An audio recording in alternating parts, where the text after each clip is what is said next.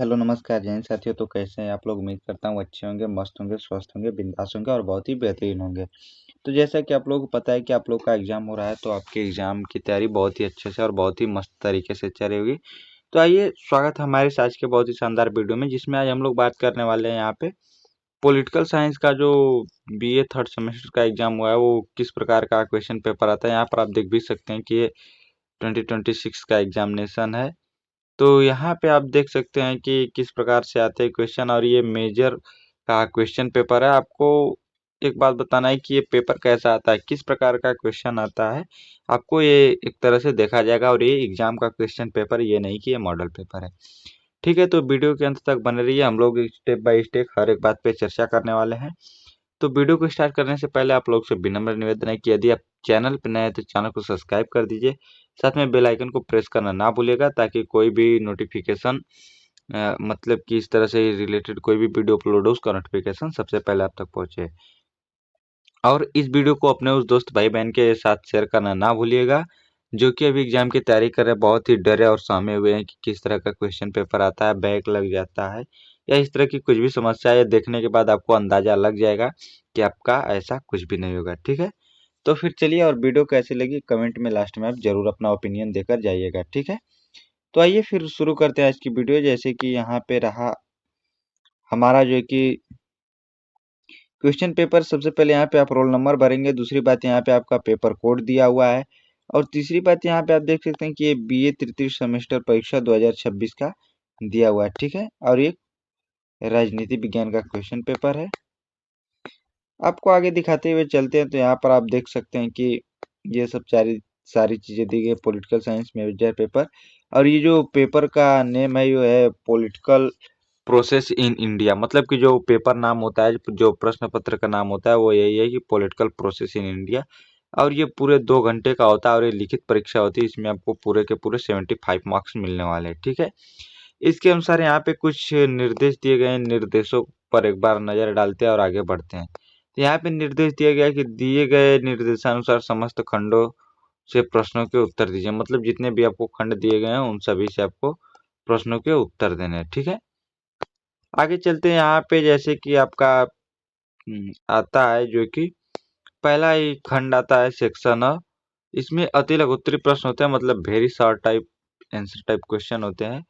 और इसकी कुछ इंस्ट्रक्शन है। इंस्ट्रक्शन मतलब नोट में आपको कुछ दिया गया है। मतलब दिया गया है कि सभी 5 प्रश्नों के उत्तर दीजिए। प्रत्येक प्रश्न 2 अंक का है तथा प्रत्येक प्रश्न के उत्तर की अधिकतम शब्द सीमा जो है कि वो 50 शब्द है। मतलब कि आपको न तो उत्तर 50 शब्द से ज्यादा या कम लिखना है। मतलब कि दो 2 4 5 शब्द जो होते हैं वो आगे पीछे हो सकते हैं। ठीक है, बाकी आप क्वेश्चन पेपर में इतनी लीड नहीं दे देंगे ताकि दिक्कत हो जाए। ठीक है, तो आप यहाँ से इस तरह से देख लीजिएगा। और यहाँ पे जैसे कि आपका ये पहला ही क्वेश्चन है। यहाँ पे पहले क्वेश्चन में दिया गया कि औपनिवेशिक दौर में भारतीय राजनीति की प्रकृति बताइए। जो औपनिवेशिक दौर में भारतीय राजनीति की प्रकृति क्या होती है? औपनिवेशिक का मतलब किसी के अधीन होकर।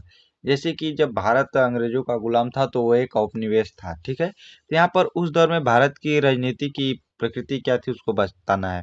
अगर इंग्लिश में दिया जाए तो यहाँ पे दिखा रहा है कि explain nature of the Indian politics in past colonial area.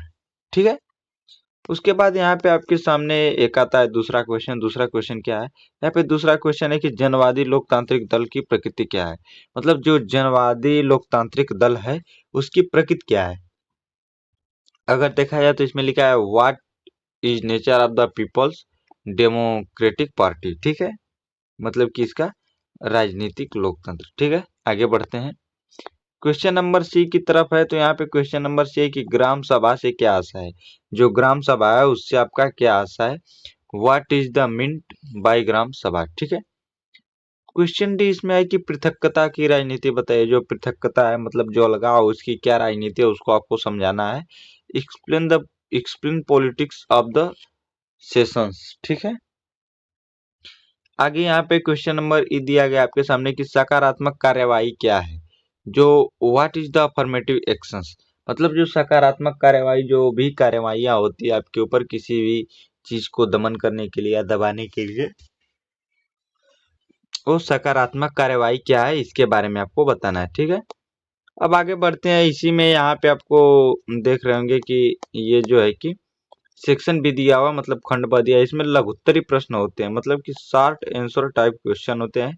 इसमें कुछ इंस्ट्रक्शन, तो इंस्ट्रक्शन को देख लीजिएगा कि निम्न 8 प्रश्नों में, मतलब इस मतलब जो सेक्शन में आपको टोटल 8 प्रश्न मिलेंगे, जिनमें से केवल 5 प्रश्नों का उत्तर देना है और प्रत्येक प्रश्न 5 अंक का है, जो कि प्रत्येक प्रश्न है वो 5 अंक का है।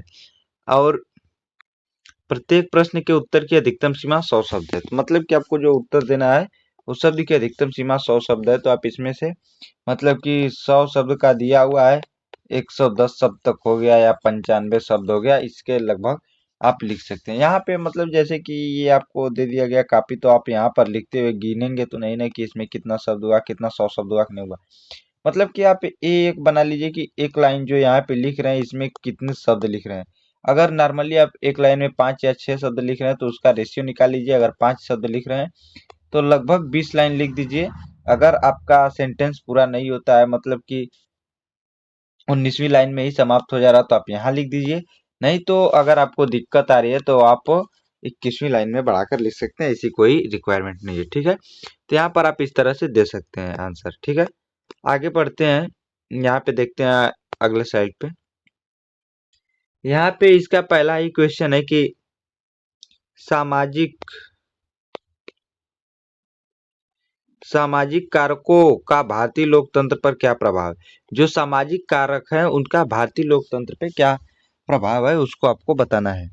What is the impact of social factors of Indian democracy, ठीक है। आगे बढ़ते क्वेश्चन नंबर बी की तरफ।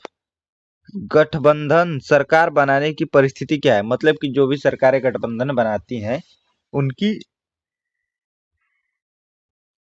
क्या परिस्थितियां, मतलब सरकार के सामने ऐसी क्या परिस्थिति पैदा हो जाती है जिससे कि गठबंधन सरकार बनानी पड़ती है। What is the situation of the coalition government of formation, ठीक है। यहाँ पे एक क्वेश्चन सी दिया गया है आपके सामने कि नगर पालिका एवं नगर निगम में अंतर बताइए। Explain difference between municipality and municipal council के बारे में आपको, इनके बीच में आपको अंतर बताना है, ठीक है। क्वेश्चन डी यहाँ पे है कि भारतीय राजनीति में जाति की भूमिका बताइए। Explain role of caste in Indian politics, मतलब कि भारतीय राजनीति में जाति व्यवस्था की क्या भूमिका है, इसको आपको बताना है, ठीक है। क्वेश्चन ये है यहाँ पे आपके सामने कि भारत में पंथ निरपेक्षता की प्रासंगिकता बताइए। Explains relevancy of the secularism in India, मतलब जो भारत में पंथ निरपेक्षता है इसकी प्रासंगिकता क्या है। तो अगर पंथ निरपेक्षता की बात की जाए तो हमारे संविधान के जो प्रस्तावना है उसके पहले ही लाइन में लिखा गया है कि हम भारत के लोग भारत को एक संपूर्ण प्रभुत्व संपन्न समाजवादी पंथ निरपेक्ष लोकतंत्र है। पंथ निरपेक्षता का मतलब होता है, एक होता है आपके सामने धर्मनिरपेक्ष। मैं इनका अर्थ आपको समझा देता हूँ। यहाँ पे ये एक धर्मनिरपेक्ष है और ये पंथ निरपेक्ष है। धर्मनिरपेक्ष का मतलब होता है कि किसी भी धर्म को नहीं मानने वाला। वहीं पंथ निरपेक्ष का मतलब होता है कि धर्म के किसी भी एक पंथ को नहीं मानने वाला। मतलब कि यहाँ पे एक हिंदू धर्म हो गया, तो इस हिंदू धर्म में कई पंथ है। जैसे कोई हनुमान भक्त है, कोई शिव भक्त है, कोई राम भक्त है, या कोई इस तरह का है, कोई इस तरह का है। तो ये जो है ये धर्म, हिंदू धर्म में भी कई पंथ है और ये धर्म पंथों में बटा हुआ है। तो इसका अर्थ ये है कि ये किसी भी एक, जैसे ये किसी हनुमान भक्त को नहीं देखेगा या किसी शिव भक्त को नहीं मतलब जो वरीयता प्रदान करेगा। यहाँ पे इसके कहने का मतलब ये है कि ये धर्म के भी किसी पंथ का सपोर्ट नहीं करता है, बल्कि सबका ये निरपेक्ष है, ठीक है। आई होप ये बात समझ में आ गई होगी। और आप यहाँ पे देख सकते हैं कि इन दो शब्दों में आप कितने अच्छे तरीके से डिफरेंस लिख पा रहे हैं। तो यहाँ पे आपको समझ में आ गया तो आप इसका आंसर कर लेंगे, ठीक है। यहाँ पे छठवां क्वेश्चन है कि भारतीय समाज में सकारात्मक कार्यवाही की भूमिका बताइए। जो भारतीय समाज है इसमें सकारात्मक कार्यवाही की क्या भूमिका है, ये आपको बताना है। Explain the role of affirmative action in Indian society, ठीक है। आगे बढ़ते हैं क्वेश्चन नंबर 7 की तरफ। यहाँ पे क्वेश्चन नंबर 7 है कि भारतीय राजनीति में बहुसंख्यक बनाम अल्पसंख्यक विवाद क्या है।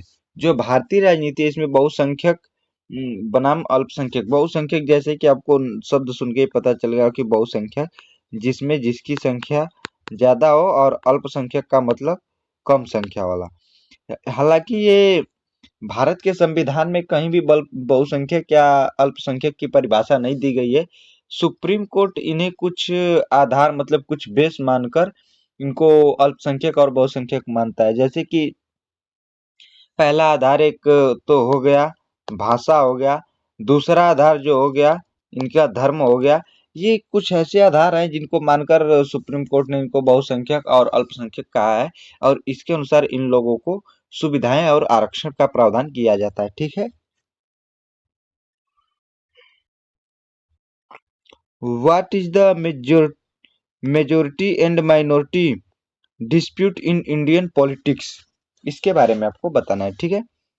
क्वेश्चन नंबर यहाँ पे 8वां है आपके सामने कि राष्ट्रपति शासन लगाने की आवश्यक शर्तें बताना है। मतलब कि देश में राष्ट्रपति शासन, देश में या राज्य में राष्ट्रपति शासन कब लगता है, इसकी क्या शर्तें हैं, मतलब किन किन शर्तों के कारण राष्ट्रपति शासन लगते हैं। Explain necessary conditions for the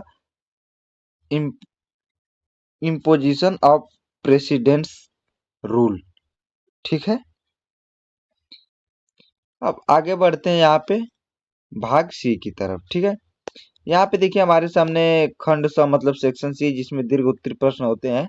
इनको इंग्लिश में बोला जाता है लॉन्ग आंसर टाइप क्वेश्चन। ठीक है। इसमें कुछ इंस्ट्रक्शन दिए गए हैं जिसमें से बोला गया है कि निम्न 4 प्रश्नों में से किन्हीं 2 प्रश्नों के आपको उत्तर लिखना है। मतलब कि इसमें 4 प्रश्न दिए जाएंगे जिसमें से किन्हीं 2 प्रश्न का उत्तर देना है, और प्रत्येक प्रश्न 20 अंक का है। जो कि प्रत्येक प्रश्न है इसमें 20 अंक होते हैं, तथा प्रत्येक प्रश्न के उत्तर की अधिकतम शब्द सीमा 400 शब्द है। मतलब कि जो आपको उत्तर देने हैं वो 400 शब्दों में देने हैं, और प्रत्येक अंक के लिए आपको 20 अंक मिलने वाले हैं। जैसे कि अगर आपको 400 शब्द लिखना है तो मैं सिंपल बता देता हूँ। ये आपके कॉपी का एक पेज हो गया। तो नॉर्मली आप एक पेज में 100 शब्द लिख पा रहे हैं, तो आप नॉर्मली 3.5 से 4 पेज लिख दीजिए। ये इस तरह से हो गया। अगर आप पेपर को सॉल्व करना शुरू करते हैं, अगर शुरू से आपके नहीं आ रहा, आप सोच रहे हैं कि हमारा बैक ना लगे, तो शुरुआत इसी सेक्शन से कर दीजिए। इसमें से आप कर देंगे तो 20 में से लगभग आपको यहाँ से कटते कुटते 14 15 या 10 नंबर भी अगर आपको मान लीजिए मिल जाते हैं, तो 2 प्रश्नों से आपको 20 नंबर मिल जाएंगे। और जो 5-5 नंबर के हैं, 2-3 क्वेश्चन उधर से कर देंगे तो आपको आसानी से नंबर मिल जाएंगे। ठीक है। इसमें अगर आप नॉर्मली 25 से 30 नंबर भी ला देंगे तो आपका बैक नहीं लगेगा, आप आराम से आगे निकल जाएंगे। लेकिन आपको बेहतर करने के लिए आपको अपने सब्जेक्ट पे पकड़ होनी चाहिए, आपको कंसेप्ट आना चाहिए। तो आप इन प्रश्नों से शुरुआत कर देंगे तो होता क्या है कि अगर शुरू में आप सही लिख देंगे तो आपको नंबर मिल जाएंगे और आप आसानी से पास हो जाएंगे। ठीक है। आगे बढ़ते हैं। यहाँ पे क्वेश्चन देखते हैं किन प्रकार के क्वेश्चन जिनमें कि 400 शब्दों में आपको आंसर लिखना है। किन किन क्वेश्चंस का आपको 400 शब्दों में लिखना है। क्या आप इन क्वेश्चंस को लिख पाते हैं, पढ़ने के बाद समझ में आ जाएगा। ठीक है। यहाँ पे जैसे कि यहाँ पे तीसरे का पहला प्रश्न दिया गया कि उत्तर औपनिवेशिक भारतीय राजनीति में धर्म एवं जाति की भूमिका पर एक निबंध लिखिए। उत्तर औपनिवेशिक भारतीय राजनीति, अगर आप इस शब्द का अर्थ समझ गए तो आप आंसर आसानी से लिख सकते हैं, इसमें कोई दिक्कत नहीं होगी। उत्तर औपनिवेशिक का मतलब कि औपनिवेश के बाद का समय। जैसे कि औपनिवेशिक जब अंग्रेजों का शासन था तो उसको भारत जो है कि अंग्रेजों का औपनिवेश था। तो औपनिवेश के बाद जो है कि भारतीय राजनीति में जो धर्म एवं जाति की भूमिका जो है कि उस पर आपको निबंध लिखना है। ठीक है। Write an essay on the role of caste and religion in post colonial Indian politics. ठीक है। आगे बढ़ते हैं।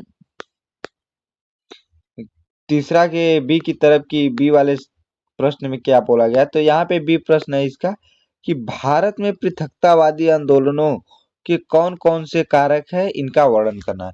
मतलब कि भारत में जो पृथकतावादी मतलब जो अलगाववादी आंदोलन है, इनका कारक क्या क्या है, इनके बारे में आपको वर्णन करना है। Describe the factors responsible for the separate separatist movement in India. ठीक है, मतलब कि आपको वर्णन करना है जो कि अलगाव के कारक है। अब आगे बढ़ते हैं क्वेश्चन नंबर सी की तरफ। क्या है क्वेश्चन नंबर सी?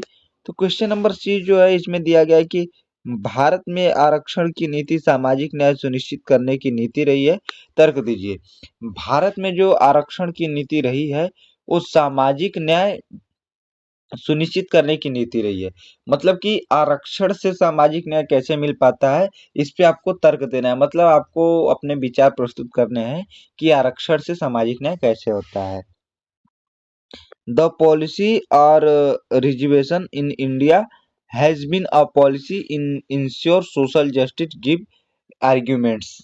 मतलब कि अपने तर्क देना है, आर्ग्यूमेंट्स देने हैं। ठीक है, अब इसका लास्ट वाला क्वेश्चन देख लेते हैं कि लास्ट वाला क्वेश्चन में है क्या। ठीक है, यहाँ पे जो क्वेश्चन दिया गया इसमें है कि भारतीय लोकतांत्रिक परंपरा को दल बदल की राजनीति कैसे प्रभावित कर रहे, वर्णन कीजिए। भारत की जो लोकतांत्रिक परंपरा है इसको जो दल बदल राजनीति है, जैसे कहने का मतलब ये है कि आप किसी दल बदल का मतलब होता है कि मान लीजिए आज के समय में आप बीजेपी में, अगर बीजेपी की सरकार गिरती है, अगले पंचवर्षीय योजना में कांग्रेस की सरकार आती है, तो आप बीजेपी को छोड़कर कांग्रेस में चले जाते हैं, या कांग्रेस में है तो बीजेपी में आ जाता है। इस तरह की जो होती है दल बदल की नीति जो होती है, ये भारत की लोकतांत्रिक परंपरा को कैसे प्रभावित कर रही है, इसका आपको वर्णन करना है। How is the politics in defence diffraction affecting the Indian democratic tradition, describe it. मतलब आपको इसको वर्णन करना है। ठीक है, ये रहा क्वेश्चन पेपर आप लोगों के सामने। इससे कोई भी डाउट हो तो आप तुरंत कमेंट कीजिए, हम आपके कमेंट पे गौर करेंगे और आपके कमेंट का जवाब देंगे। ठीक है, तो आइए अब वीडियो के अंत तक बने रहो, उसका बहुत बहुत धन्यवाद।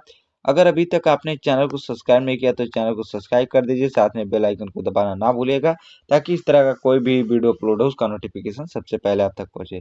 और वीडियो अच्छी लगी तो एक लाइक कर दीजिए और अपने दोस्तों भाई बहन के साथ इस वीडियो को शेयर करना ना भूलिएगा, ताकि उनको भी पता चले कि एग्जाम कैसे दिया जाता है, कैसा क्वेश्चन पेपर आता है। और कोई भी डाउट है तो आप कमेंट करके जरूर हमसे पूछ सकते हैं। ठीक है, तो मिलते हैं एक नई सुबह नई वीडियो के साथ। तब तक के लिए आप अपना ख्याल रखिए, मस्त रहिए, बिंदास रहिए। धन्यवाद।